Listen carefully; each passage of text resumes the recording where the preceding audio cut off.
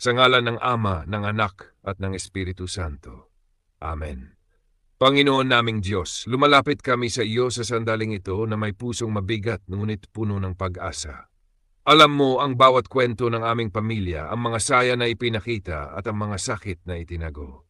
Ikaw ang nakakita sa bawat luha na pumatak sa katahimikan ng gabi at ikaw ang nakarinig sa mga dasal na pabulong lamang naming naibulong.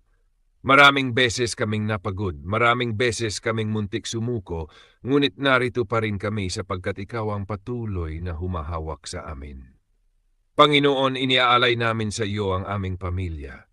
Hindi man kami perpekto, hindi man laging nagkakaunawaan, ikaw pa rin ang nagbuklod sa amin.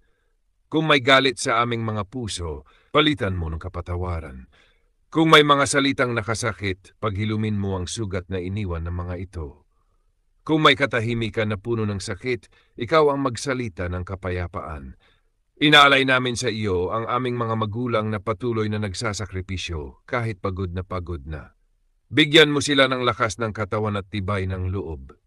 Inaalay din namin sa iyo ang aming mga anak. Sa mundong puno ng tukso at panganib, ikaw ang maging gabay nila. Ilayo mo sila sa kapahamakan at hubugin mo ang kanilang puso na magmahal ng tama at mamuhay ayon sa iyong kalooban.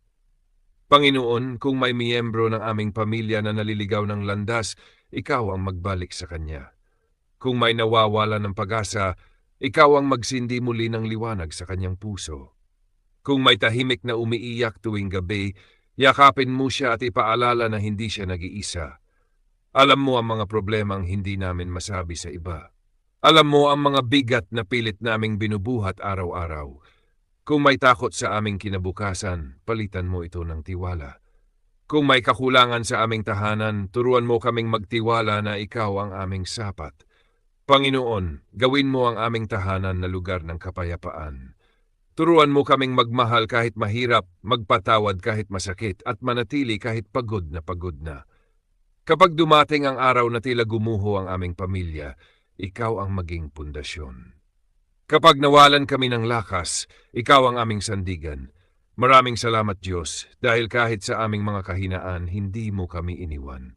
Sa iyo namin iniaalay ang aming pamilya, ang aming mga luha, ang aming pag-asa, at ang aming bukas.